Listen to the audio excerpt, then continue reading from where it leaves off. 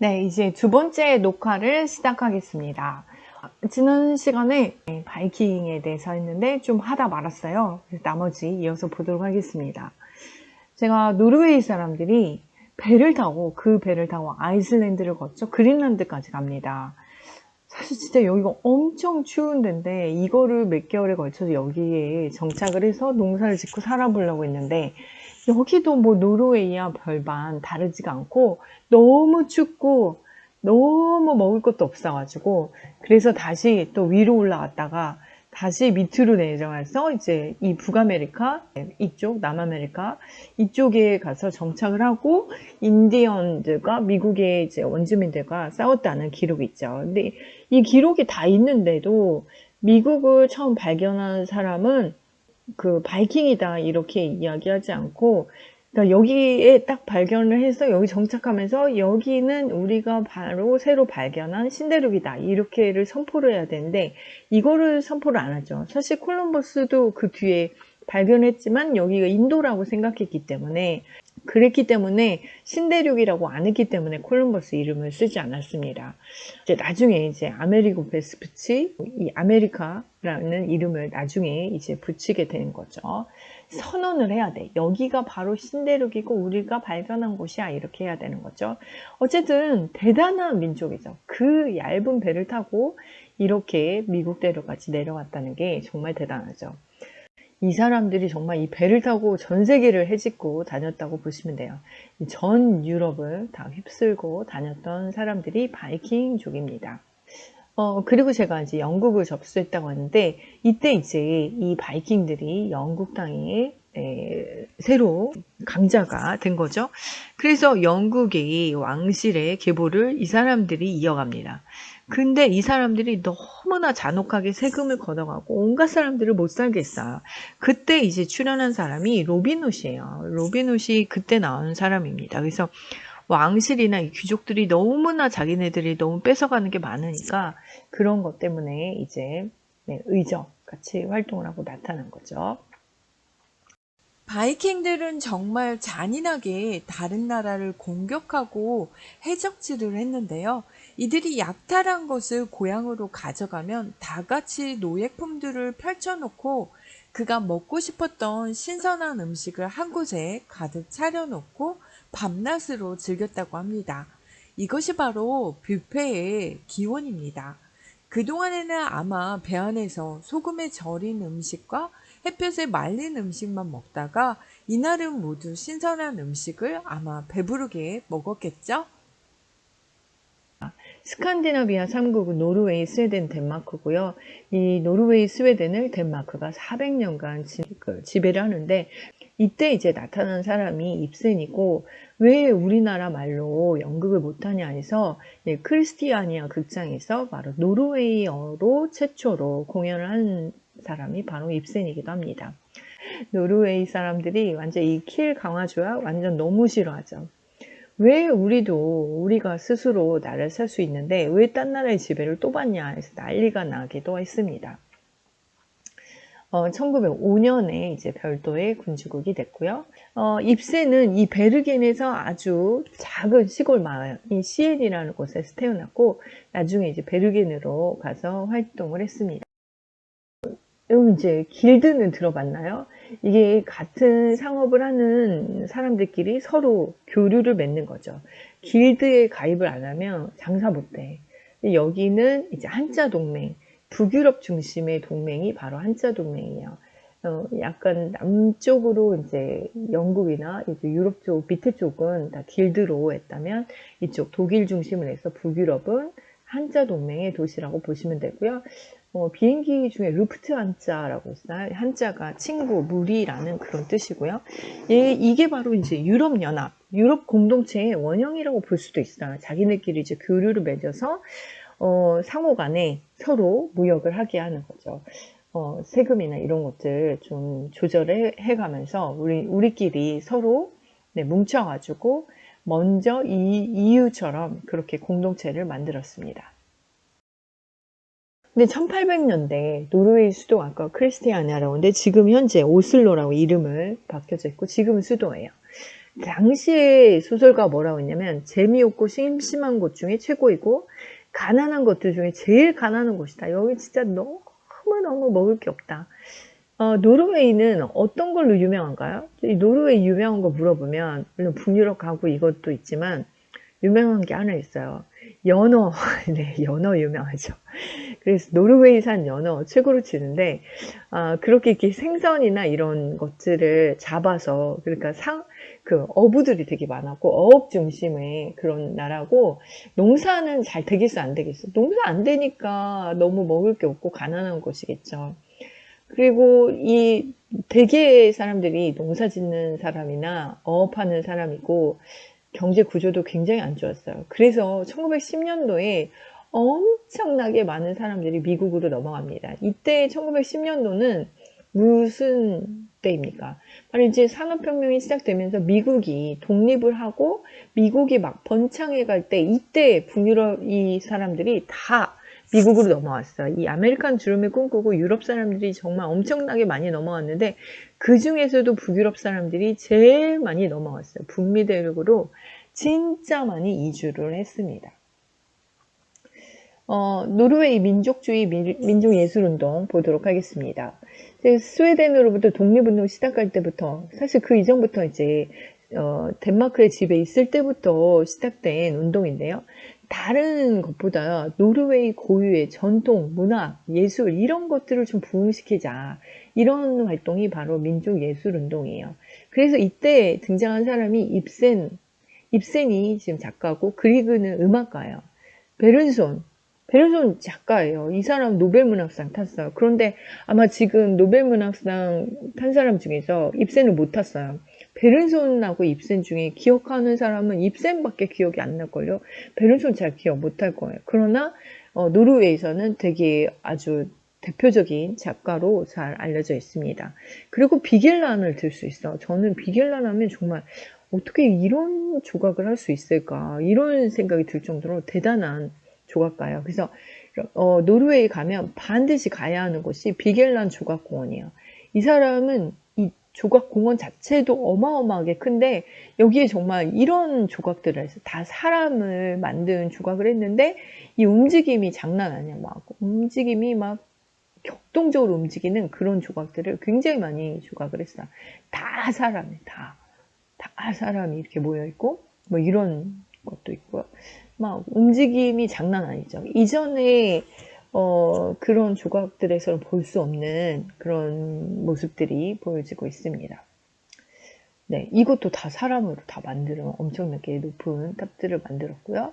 네, 꼭 한번 가시면 비겔린 조각공원에 꼭 들려보세요.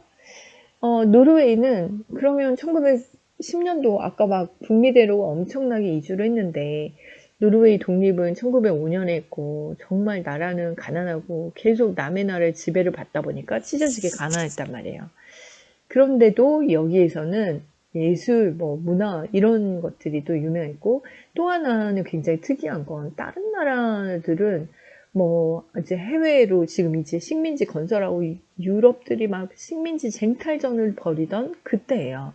그런데 이 노르웨이도 독립했기 때문에 좀 자기네도 뭔가 좀 다른 거 찾아서 할 수 있어요. 다른 나라 같은 인종 우월주의, 오타예요. 우월주의나 이런 침략주의 이런 것들을 펼쳤는데 여기는 그런 게 아니라 난센이라는 사람을 보시면 이 사람 노벨 평화상 탔는데 여기 북극을 탐험하고 여기에 가가지고 이 사람들이 에스키모인들이 어떻게 생활하는지 이런 것들을 인류학적으로 좀 조사를 하고 탐험하고 이런 것들을 했어요.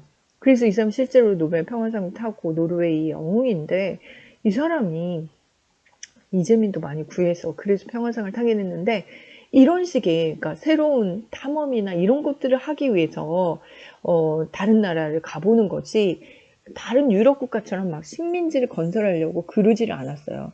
그래서 이 노르웨이의 민족 예술운동 아까 전통 예술을 부활하는 거 이런 것도 있지만 이렇게 진짜 바이킹들처럼 좀 자연을 정복하고 뭔가 이 탐험 정신, 진취성 이런 것들을 보여주는 게 이 나라의 특징이라고 하겠습니다. 그래서 민족 예술 운동에다 플러스 자연 정복과 다른 나라에 대한 이런 관심, 호기심, 진취성, 탐험 정신 이런 것들이 굉장히 발달된 그런 나라입니다.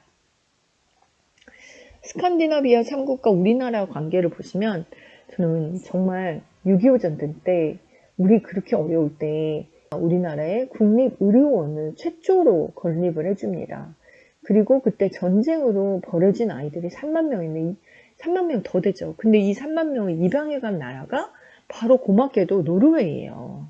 그래서 이번에 6.25 전쟁 기념 코로나 사태 때문에 다른 이제 6.25 전쟁에 도와줬던 그런 나라들의 우선적으로 의료 장비를 지원하겠다 이렇게도 얘기를 했었죠. 뉴스에 나왔었죠. 그 중에 한 나라가 바로 노르웨이예요.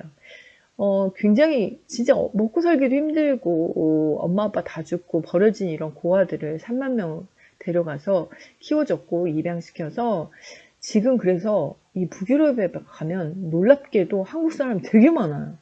알고 보면 이제 그때 입양돼서 이제 키워진 2세, 3세들이 굉장히 많습니다. 아시아 사람이 의외로 많이 보이는 곳이 바로 이곳이에요. 1969년에 이제 석유 천연가스가 개발이 돼요. 여기 진짜 너무 가난하고 먹을 것도 없는데 이때 석유 천연가스가 나오면서 와 지금은 전 세계 국민소득 세계 4위입니다. 엄청나죠. 그런데 이렇게 이 해저 유전이 엄청나게 많이 발견이 되고 이거를 개발하고 있는데 그 수준이 어느 정도냐. 두바이 저리 가라예요. 근데 두바이는 나라에서 세금을 걷어주는 게 아니라 석유 판 돈으로 사람들한테 돈을 주죠.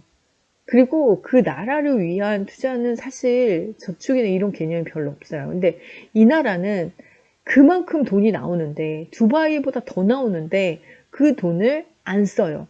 그 돈을 국민들을 위해서는 4%만 써요. 그것도 교육과 의료에 투자하고 그리고 나머지 지원들은 뭐 복지시설에 다 투자해요. 그 돈 4%만 써도 너무 많이 진짜 돈이 많으니까. 그리고 나머지는 뭐 하냐. 전 세계 해외 투자는 다 노르웨이가 하고 있어요. 진짜 엄청나죠. 이거를 국가에서 운영해서 이거 오일 펀드를 운영을 하는데 자국에 만약에 이거를 돈을 끌어오면 여기 물가도 더 진짜 장난 아닐 거예요. 그런데 그거를 근검 절약해서 이거는 나중에 후세들에게 줘야 된다 해가지고 나라에서는 운영하는 비용의 4%만 국가에 다시 쓰고 있습니다. 이게 교육, 의료, 연금 이런 걸 복지 이런 거에 다 씁니다. 그래서 전 세계에서 가장 살기 좋은 나라 노르웨이. 국가 부채 0원. 그러면 이 나라는 그러면 일자리나 이런 거 어떻습니까? 일자리 우리나라는 지금 주 몇 시간입니까? 주 52시간이요. 근데 노르웨이는 주 몇 시간이랍니까? 주 20시간이에요. 그래서 여기 나라는 뭐라고 했냐면 이게 이 나라 모토예요. 일하며 노는 나라. 이게 자기네 나라 모토야. 일하면서 노는 나라. 그래서 진짜 놉니다. 이 사람들 어떻게 하냐면 여기 제가 지금 좀 보여준 데가 여기 시청사예요. 그래서 노르웨이 시청사 안에 있는 사진이고요. 여기는 노벨 평화상 시상식이 열리는 곳이기도 합니다. 주 20시간이면 진짜 하루에 몇 시간을 일하는 거죠? 한 4, 5시간만 일하면 돼요. 4, 5시간만 일하고 집에 가는 거죠. 그래서 이제 이쪽을 제가 살기 좋다고 했는데 또 단점이 하나 있어요. 다 일찍 문 닫아. 4시면 다 문 닫아요. 가게고 어디고 술집이고 뭐고 이런 데가 별로 여는 데가 없어요. 그래서 한국 사람이 가면 깜짝 놀래요. 아무도 없어가지고 길거리에.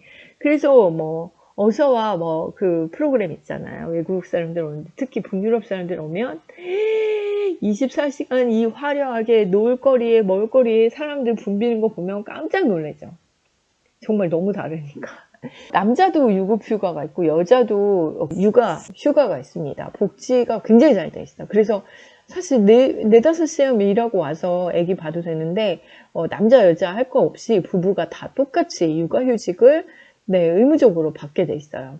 그래서 아이들 키우고 가족관계 이런 거에 가족 간의 그런 친척 간의 이런 관계들이 굉장히 좋게 돼 있습니다. 혼자서는 놀려고 가면 안 되고 여기는 좀 힐링하러 여기서 좀 살아봐야 되겠다 하시는 분은 가셔야 되고요.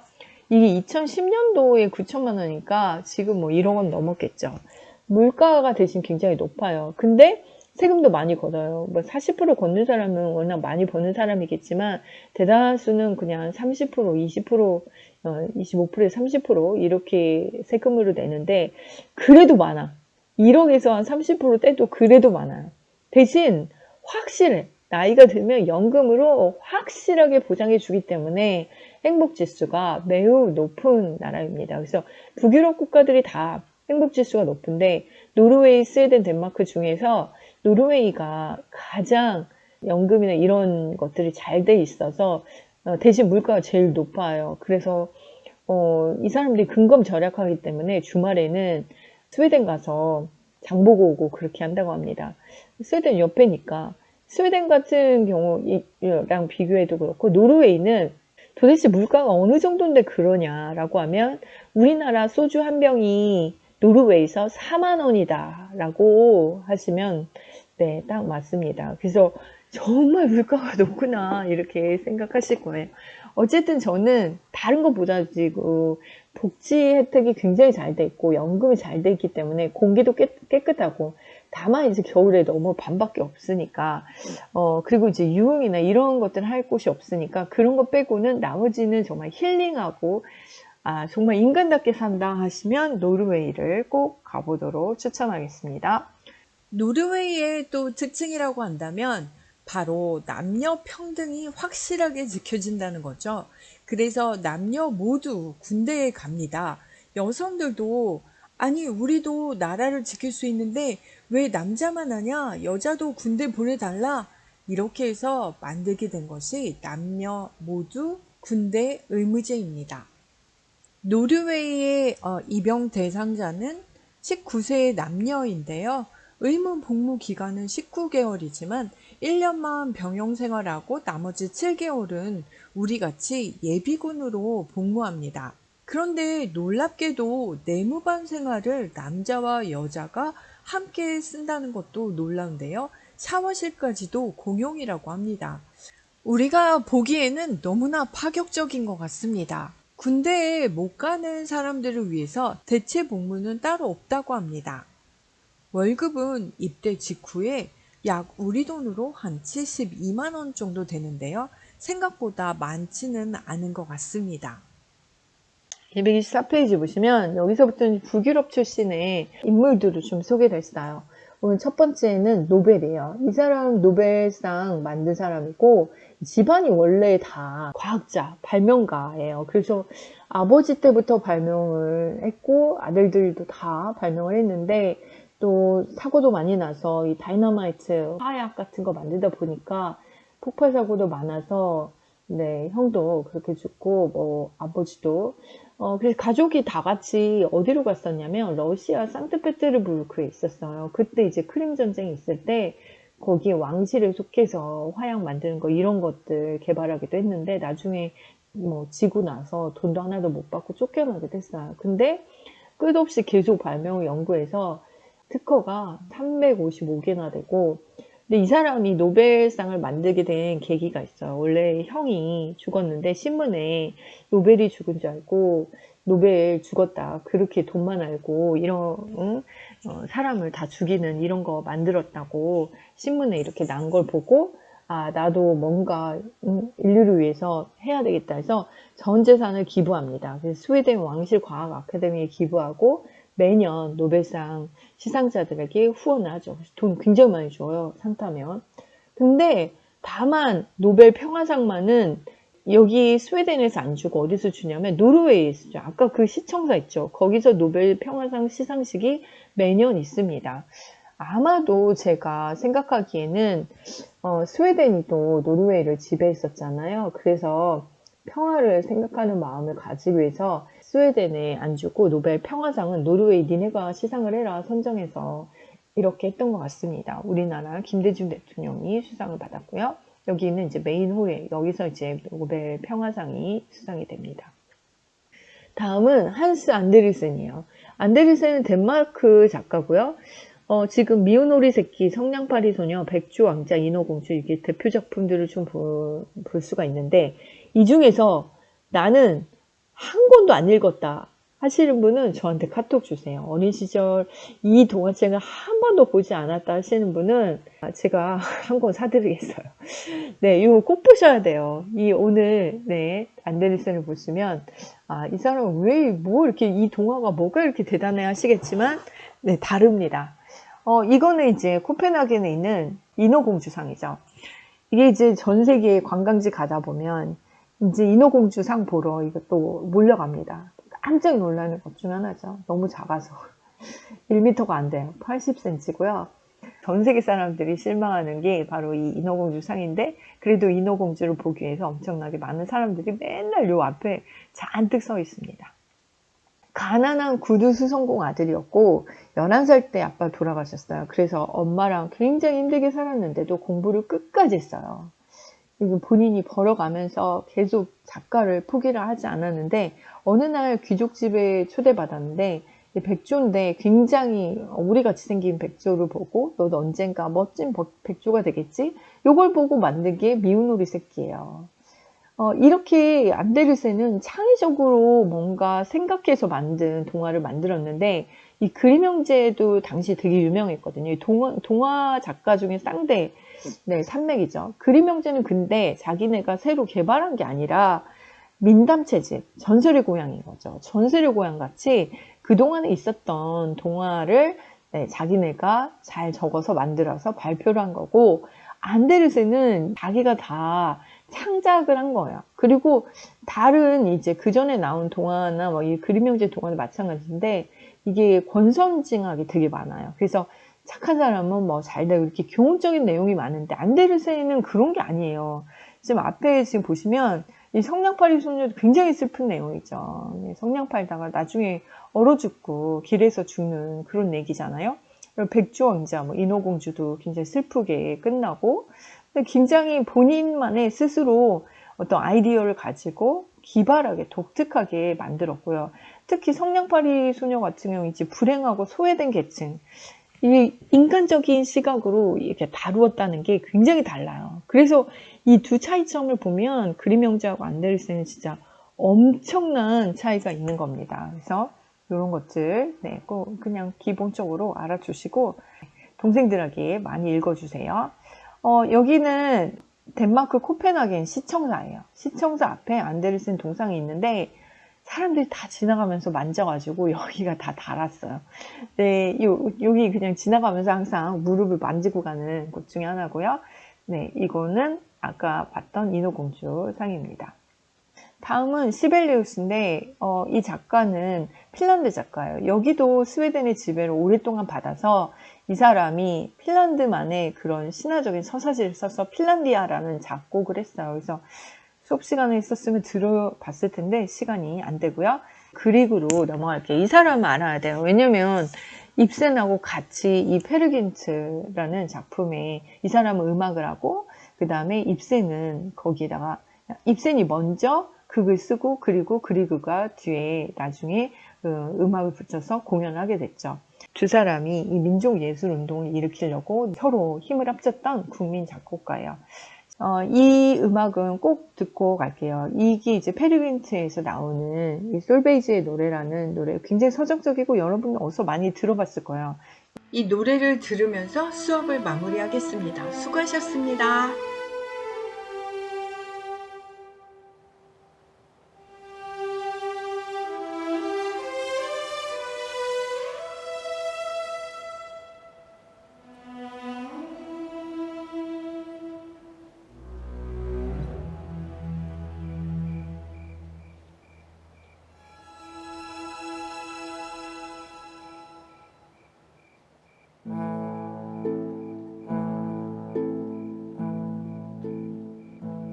Quand je veux de l'amour,